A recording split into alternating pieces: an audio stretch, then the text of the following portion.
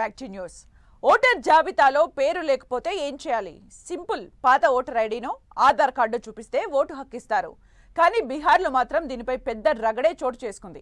ఆధార్ కార్డుని అంగీకరించమని ఈసీ చెప్పింది. అంతేకాదు పెద్ద ఎత్తున ఓట్ల తొలగింపు కూడా చేపట్టింది. దీనిపైనే గురువారం సుప్రీంకోర్టు కీలకమైన ఆదేశాలు జారీ చేసింది.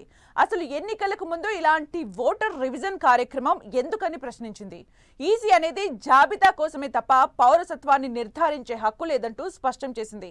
అదే సమయంలో ఇప్పటికే చేపట్టిన సవరణ ప్రక్రియపై స్టే ఇవ్వకుండా గుర్తింపు కార్డుల్లో ఆధార్, ఓటర్ ఐడి చేర్చాలని ఆదేశించింది.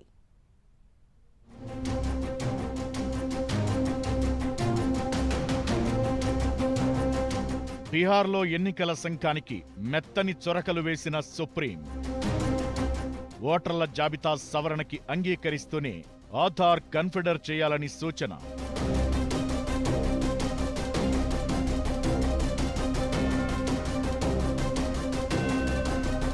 వివాదాస్పదంగా మారిన ఓటర్ల జాబితా సవరణ ప్రక్రియకి సుప్రీంకోర్టు ఆమోదం తెలిపింది. అదే సమయంలో ఓటర్లు సమర్పించే ఆధార్ కార్డును కూడా గుర్తింపు కార్డుగా అనుమతించాలని ఆదేశించింది. దీంతో కొద్ది రోజులుగా రాష్ట్రంలో చోటు చేసుకున్న రగడకి సుప్రీంకోర్టు ఫుల్ స్టాప్ పెట్టినట్లయింది. కొద్ది రోజులుగా బీహార్లో ఎన్నికల సంఘం స్పెషల్ ఇంటెన్సివ్ రివిజన్ పేరుతో ఓటర్ల జాబితాను సవరిస్తోంది. దీనిపై ప్రతిపక్షాలు తీవ్ర ఆందోళనకు దిగాయి. కేవలం ప్రతిపక్షాలకు చెందిన ఓట్లను తొలగించే విధానం ఇదంటూ మండిపడ్డాయి. ఆర్జేడీ, కాంగ్రెస్ సహా అనేక పార్టీలు ఈసీకి వ్యతిరేకంగా సుప్రీంకోర్టుకొచ్చాయి.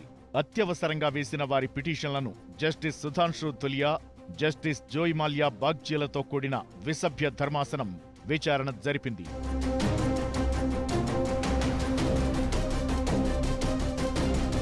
ఈ సందర్భంగా ఈసీ చర్య రాజ్యాంగబద్ధమైనదే అని ధర్మాసనం స్పష్టం చేసింది. అయితే ఎన్నికలకు 2-3 నెలల ముందు ఎందుకు చేస్తున్నారంటూ ప్రశ్నించింది.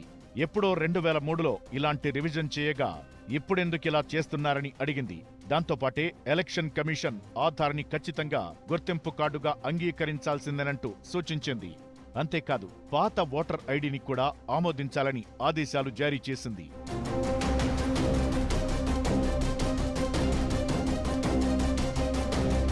ఈ సందర్భంగా ఓ ఆసక్తికరమైన వాదన నడిచింది. అసలు ఆధార్ సిటిజన్ ఐడెంటిటీ అంటే పౌరసత్వ గుర్తింపు కాదని, ఆర్టికల్ 326 కింద దాన్ని నిరాకరించే అధికారం తమకి ఉందంటూ బీహార్ ఈసీ వాదించింది.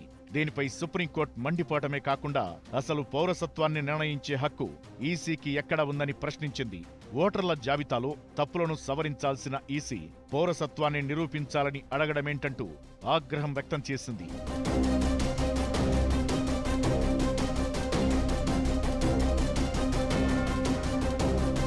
ఈ నవంబర్లో బీహార్లో ఎన్నికలు జరగనున్నాయి. ఓటర్ల జాబితాలో పేరుండాలంటే జూలై 25లోపు సరైన డాక్యుమెంట్లు చూపాలంటూ ఈసీ ఆదేశాలు జారీ చేసింది. దీంతో కావాలని కొందరి ఓటర్లను తొలగించేందుకే ఈసీ ఇలా చేస్తోందంటూ ప్రతిపక్షాలు ఆరోపించాయి. దాదాపు 2 కోట్ల మంది ఓట్లు తొలగించబోతున్నారంటూ ఆందోళనకి దిగాయి. 5 సార్లు ఎన్నికల్లో ఓటు వేసిన వారి పేర్లు కూడా తొలగిస్తున్నారంటూ కాంగ్రెస్, ఆర్జేడీ ఆరోపించాయి. ఈ క్రమంలోనే సుప్రీంకోర్టు తాజా తీర్పు వెలువరించింది.